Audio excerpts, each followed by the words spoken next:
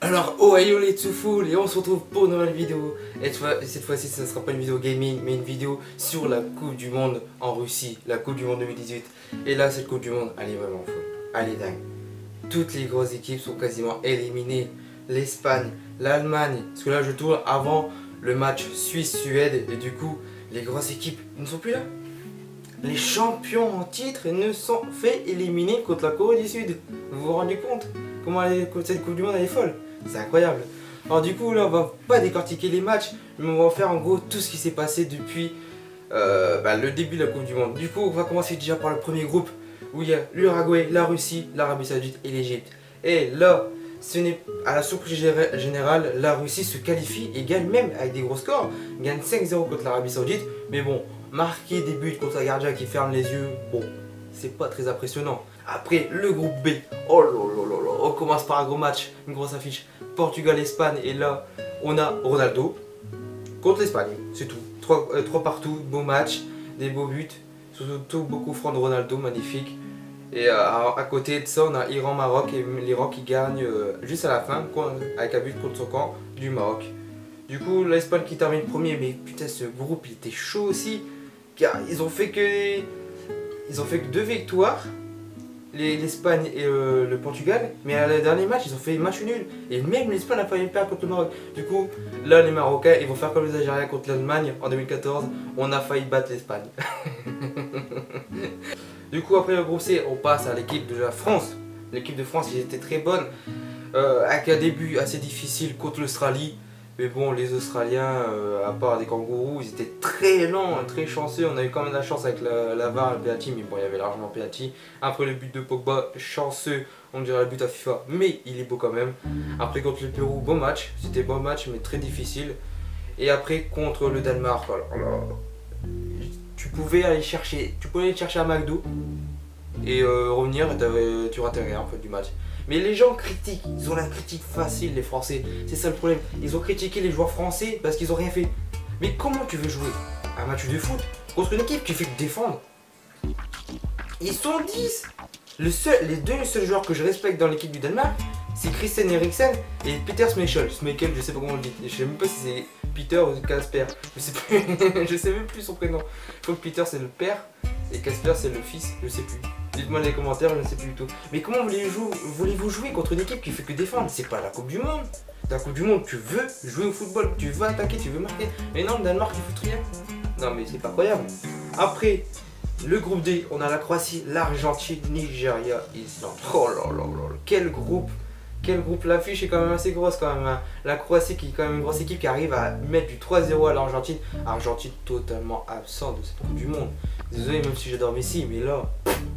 L'entraîneur Sampaoli, il a foutu de la merde, il a foutu de la grosse merde. D'où tu mets pas Dybala? Il excuse si tu peux pas aligner Dybala et Messi. Mais d'où? Dans FUT, tu peux bien aligner Dybala et Messi, y a pas de problème, même s'ils sont pas cohérents. Tu t'en bats les couilles, tu les alignes. Mec, Dybala, t'es l'un des meilleurs joueurs argentins en Italie et le meilleur joueur du monde. Tu mets Agüero en pointe, tu mets Di Maria à gauche et c'est bon. Higuaín, tu le mets en remplacement, tu le fais changer après la mi-temps ou le deuxième mi-temps, c'est bon. T'as pas besoin de faire ça. Qu'est-ce qu'il nous a été faire? Du coup, il fallait juste que les Nigériens, pour que l'Argentine se qualifie, il fallait que le Nigeria gagne contre l'Islande, si je me trompe pas. Ouais, c'était ça. Il fallait qu'ils gagnent contre l'Islande. Hey, comment ils ont pu avoir l'espoir que les Nigériens gagnent? Et ils ont gagné les Nigériens. Et après l'Argentine, ils ont été chercher la victoire contre le Nigeria et ils se qualifient. Ah c'est beau, mais bon, le Nigeria il méritait largement de passer. Ils étaient largement bons. Après groupe E, là, groupe pas trop surprise, mais Brésil, Suisse, Serbie et Costa Rica. Le Costa Rica, ils ont gagné 4 points, ils étaient mauvais. La Suisse, j'étais surpris, oui. Parce qu'ils n'avaient pas fait un si bel Euro 2016.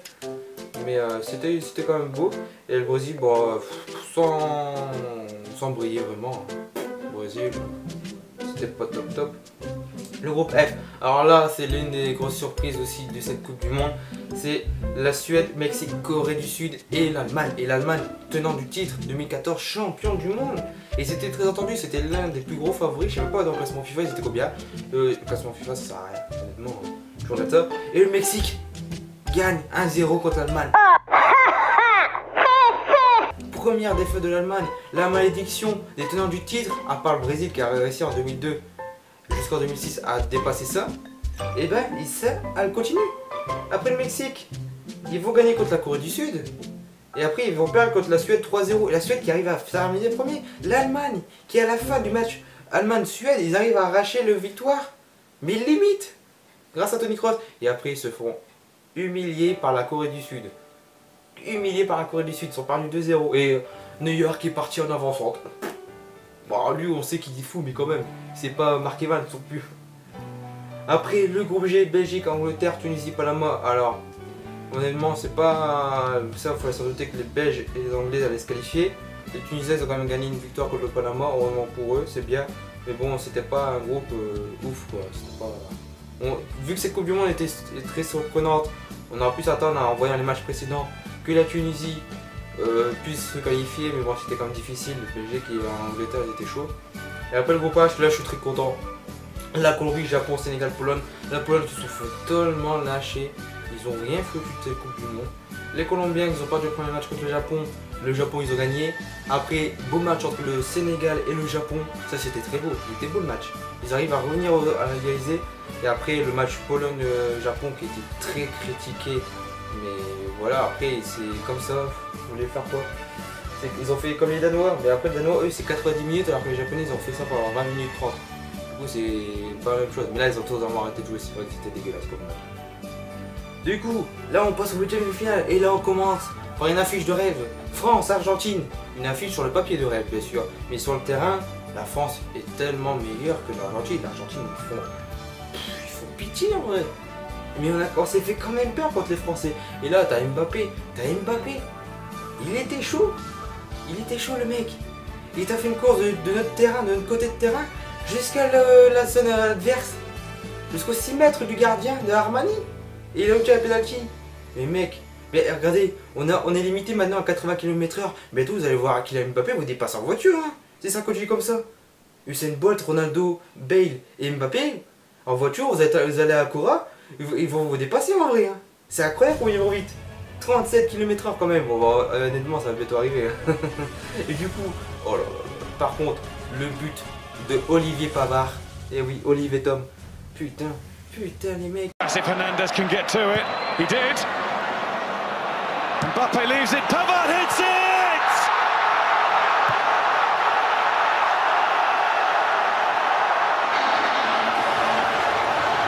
It's a... Axel Blaze, Sean Frost quoi. C'est pour ceux qui connaissent Inazuma Eleven. Sean Frost. Il te marque des buts comme ça, Pavard. Ça c'est la Coupe du Monde, ça te fait rêver, ça te fait jouir. Bordel. Putain, quand j'ai vu le but de Pavard, j'ai réagi comme les mecs dans Foot Wars quand ils bouffent un truc, quand ils bouffent de ramen. J'ai eu la même réaction. Mais Ronaldo! Après, juste le soir, 2 heures après normalement, si je ne me trompe pas les horaires, c'était 20h. Uruguay-Portugal, aussi une bonne affiche. Et là les Portugais absents, même s'ils sont revenus. Ronaldo. Non. Par contre, Giroud, là le problème c'est qu'ils n'utilisent pas Giroud dans l'équipe de France. Giroud, alors il y a le dilemme Benzema Giroud, mais là on a Giroud, il est quand même bon, faut pas le critiquer, il fait une bonne Coupe du Monde. Mais mec, faut le servir comme pivot, bordel. Il faut utiliser sa tête. Regardez, à l'Euro, on lui faisait la tête, il décalait à Griezmann, il marquait. Et là encore sur le troisième but, je crois que sur Mbappé, c'est Giroud qui attaque, ou Blaise Matuidi, je sais plus. Je crois que c'est Giroud. Il attire, ça dévie. Et après Mbappé il part et il marque. Je crois que c'est Matuidi qui tire sur le défenseur et ça rebondit et Mbappé il part. Je crois que c'est ça. Mais regardez, voilà, c'est le quatrième but. Le quatrième but de la France. Et Matuidi il fait la passe à Giroud. Giroud il fait la passe à Mbappé, ça part tout seul. Et Mbappé marque. C'est pas beau ça. Il faut utiliser Giroud, c'est ça le problème. Après bah, du coup je regarde Uruguay-Portugal, magnifique but de Cavani. Oh là là, les 2 buts de Cavani, surtout la passe, le 1-2 de tout le terrain, de toute la largeur de terrain, sur Cavani Suarez, magnifique, ça c'est pas possible ça. Après le dimanche on a eu Espagne-Russie, ça s'est fini au penalty, mais l'Espagne apparemment ils ont battu le record avec plus de 1100 passes, je sais plus combien, mais ils nous y sont l'Espagne. Honnêtement, quand t'as plus de Xavi, t'as plus de Puyol, quand t'as plus de Peps, t'as plus rien. T'as plus de Casillas. Derrière mon pote. Il est l'un des meilleurs gardiens de première ligue. Cette saison, il était, ouah, c'est un gros gardien comme Courtois, comme ça. Blague. La blague. Mec, si je me trompe pas sur les stats, sur 7 tirs, il en a arrêté qu'un. 7 tirs. Un gardien de but quand même. Le mec, il a rien foutu. Il a rien foutu. Et le risque qu'ils ont réussi à tenir. Ils ont marqué un penalty, ils ont réussi à tenir 2 arrêts, si je ne me trompe pas, du gardien russe. Ça, c'est GG, bravo. Après le soir, Croatie-Danemark. Alors le match il commence ultra bien. Déjà, erreur de Subasic. Du coup, but pour le Danemark. Après, 3 minutes après, la Croatie marque sur un bon où le défenseur danois tire sur la tête de son coéquipier. Et Mandzukic profite, tire en reprise et marque. Du coup, Schmeichel ne peut rien faire. Voilà. Et du coup, après, match ennuyant. Comme contre la France. Mais le problème, c'est pour le Danemark. Et ils sont en Coupe du Monde, mec. T'as le mérite d'être en Coupe du Monde. Fais des beaux matchs. Même les Tunisiens, même les Marocains, même le Panama, ils ont joué. Les équipes plus que ça, ils ont joué. Non, mais c'est incroyable quand même. Après, c'est à la fin que ça s'active aux prolongations où tu vois ils allaient se prendre un but, les Danois, et que le sacrifice du Danois, qui le prend bien normalement, c'est bien carton rouge normalement. Parce que le dernier défenseur, il le taille totalement. Mais bon, il se sacrifie pour son équipe. Et là, Schmeichel, il arrête le penalty. Lui, il a le mérite, tu vois. Lui, il a le mérite de jouer Coupe du Monde. Et après, séance de penalty. Je crois que c'est 2 arrêts, si je me trompe pas. 2 arrêts de Schmeichel encore. Du coup, 3 arrêts de penalty au tout. Et Subasic, il fait 3 arrêts aussi au penalty. Et ça permet à. Je sais même plus combien. 3-2 pour la Croatie au penalty. Et c'est Rakitic qui libère la Croatie. Putain. Ça, c'est même pas tes équipes. Tu vois, t'es français. Mais c'est la Croatie-Danemark. Mais t'es stressé pour ces penalty.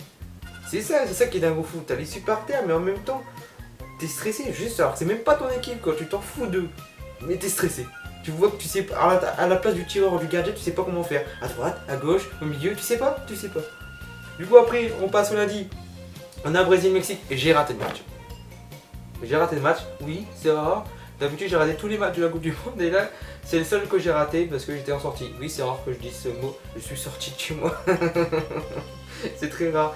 Mais du coup, apparemment, au Brésil, ils ont bien joué. Là, Neymar était chaud. Mais bon, Neymar, à part se rouler par terre, non.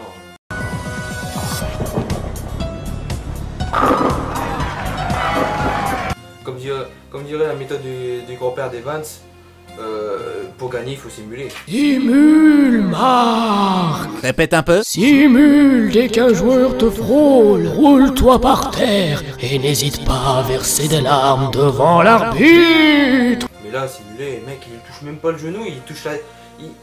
Il fait un tacle, il touche la cheville, il se tient la tête. Oui, la fucking logique. Du coup, au Mexique, je suis quand même déçu pour Ochoa, parce que Ochoa, tu le vois que la Coupe du Monde. Il mérite d'être dans un gros club, mais tu vois que la Coupe du Monde. On sait pas pourquoi. Lui, il est ultra chaud, mais personne ne veut le lever en club. Pourquoi? On sait pas. Et du coup, merde. Du coup, là, après, on a le Belgique-Japon, que bien sûr, Belgique en favori, je sais plus les cotes. Je crois qu'ils avaient une bonne cote, les Belges. Par contre, les Japonais, c'était beau. Mais arrêtez, c'était beau. Ils ont fait une tactique à la Captain Tsubasa, c'est pas possible. Mec, les lignes 2, c'était magnifique. Les Belges, ils étaient paumés. Ils avaient que 5-10 minutes, les Belges en première mi-temps, où ils dominaient. Sinon, toute la première mi-temps, c'était les Japonais.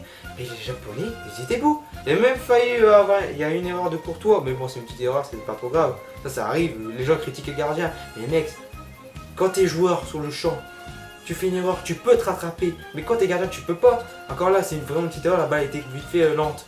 Mais comme des Réa contre le Portugal, tu peux pas te rattraper. Mais tu te fais critiquer alors que t'es gardien. C'est toi c'est le gardien, le poste le plus important, le plus dur. Hein, c'est beau de marquer des buts. Comme Ronaldo, Messi, Kane, De Bruyne, je suis con, Lukaku. Mais si t'as pas un bon gardien derrière, bah tu gagneras jamais. Tu marques 5 buts, tu prends 6 buts, c'est bon, t'as perdu. C'est bien, t'as battu le record de buts, mais ça sert à rien. Arrêtez de critiquer les gardiens, les mecs. Ça me fait rire parce que ceux qui critiquent, c'est bien, la Coupe du Monde réunit le monde entier, ça c'est beau. Ça réunit même ceux qui n'auraient pas le foot. Mais arrêtez de critiquer. Arrêtez. Vous y connaissez pas. C'est comme moi, si je critiquais LeBron James. Je regarde pas le basket. J'aime bien ce sport. Mais je regarde pas. Et c'est comme si je vais cracher à la gueule de Kevin Tran, le jaune, et lui dire LeBron James c'est de la merde. Alors que c'est l'un des meilleurs joueurs du monde. Ah oui, alors, va arrêter de critiquer. Arrêtez. C'était le coup de gueule de John Guardian, voilà. Et du coup, le Japon qui, dès la reprise de la deuxième mi-temps, marque 2 buts. Erreur défensive de Vertonghen, je crois, c'est lui. Et mais par contre, en tout cas, magnifique but, alors que Courtois il est très grand, hein, quasiment 1m95 je crois. Il est très grand, il arrive quand même à bien le placer. Après le deuxième but, Takashi Inouï. Oh là là là là là. Putain, lui c'est Tsubasa Ozora, lui c'est le story. Il est magnifique lui, il est beau. Et il marque un magnifique but. Et en plus, le pire c'est que Courtois il est très grand, il s'allonge très loin. Et il arrive quand même à le placer en enroule. Après, là il y a eu le poteau d'Hazard, c'était bien joué. Là ils étaient énervés les Belges. Et par contre, c'est bien, ils ont gagné. Je suis très déçu pour les Japonais qu'ils ont perdu. Mais même si les Belges ils ont fait une belle remontada, ils ne méritent pas. Je sais qu'une Coupe du Monde ça ne se joue pas sur le mérite, mais honnêtement non, pas les Belges, je suis très déçu des Belges. Le premier but est totalement chanceux, même s'ils disent c'est l'erreur du gardien quand il fait ça. Non, c'est pas l'erreur du gardien. Certes le gardien Kawashima est très court, mais t'as fait un de ces matchs double arrêt. Oh là là là là, c'est beau. Et du coup c'est même pas l'erreur. Après c'est le défenseur japonais, il dégage, mais ça retombe sur Vertonghen. Ça retombe sur lui, et après il met tête comme ça, alors s'il voulait même pas marquer de but, c'est les buts chanceux, les Japonais sont petits. Et après les Belges ils ont joué que en centre. Les Belges ils ont joué que en centre. D'où? Tu te crois sur FIFA? Là j'avais l'impression de voir moi contre César 62. Moi je suis le Japon et lui c'est les Belges. Moi je perds à la place des Japonais, je gagne 2-0 aussi. Lui il revient comme ça, il marque des buts, on ne sait pas d'où. Et il arrive à gagner à la fin. À la 94e minute. Toujours sur FIFA, toujours. C'était un match de FIFA. Aucun mérite, il n'a pas de possession, il faut rien, mais il gagne. Et il jouait, et du coup le deuxième but il est quand même beau. Là Hazard avec la belle passe en centre et Fellaini qui veut la tête, c'est beau, mais ils sont joués comme ça. Ils ont vu qu'ils étaient grands, enfin c'est bien s'ils ont trouvé une faille, mais c'était pas beau. C'était pas beau. Honnêtement c'est les Belges, non j'ai rien contre les Belges, mais si vous dites qu'ils ont fait un bon match, alors non. Alors non, je suis pas d'accord avec vous les mecs. Je suis pas un joueur pro, je suis pas un expert de comme dans l'équipe ou dans Canal Football Club. Je suis pas Julien Cazard. Mais non les mecs. C'était nul les Belges. S'ils jouent comme ça, ils vont perdre contre le Brésil. Ils vont perdre contre le Brésil, même si j'aime pas le Brésil non plus. Imaginez un France-Brésil ou un France-Belgique. Le Français, il faut qu'il ait la ligne là. Si les Belges se qualifient contre le Brésil, alors là, à part s'ils font un bon match, mais sinon non. Et du coup voilà, je suis très déçu pour ce match.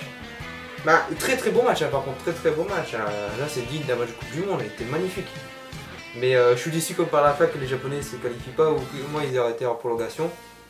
Et là cet après-midi on aura, là je tourne vers 14h, cet après-midi on aura Suède-Suisse et après Colombie-Angleterre. Au moment où je sortirai cette vidéo, je sais pas si le match, normalement le match sera déjà passé, du coup le résultat sera tombé. Mais moi je dirais victoire de la Suède 2-0. C'est au pif, hein, pifomètre. Hein. Kyoshiro lui aime bien le pifomètre, du coup je dis 2-0 pour la Suède. Et après Colombie-Angleterre, je veux la Colombie gagner. Du coup Colombie, je vois bien Colombie, je vois bien Colombie. Je la vois bien gagner, il mérite je trouve. Colombie, je vois bien 3-2 pour la Colombie. Ça donnera un beau match. Donc voilà. Du coup, j'espère que ça va vous plaire, que cette vidéo vous aura plu. Et du coup, je vous dis à la suite. Je sais pas si je ferai une autre vidéo sur ça pour la suite de la Coupe du Monde. Peut-être jusqu'à les finales, avant la finale peut-être, pour voir le résultat des quarts, demi. Mais bon, on verra bien. Du coup, je vous dis à la prochaine. Ciao.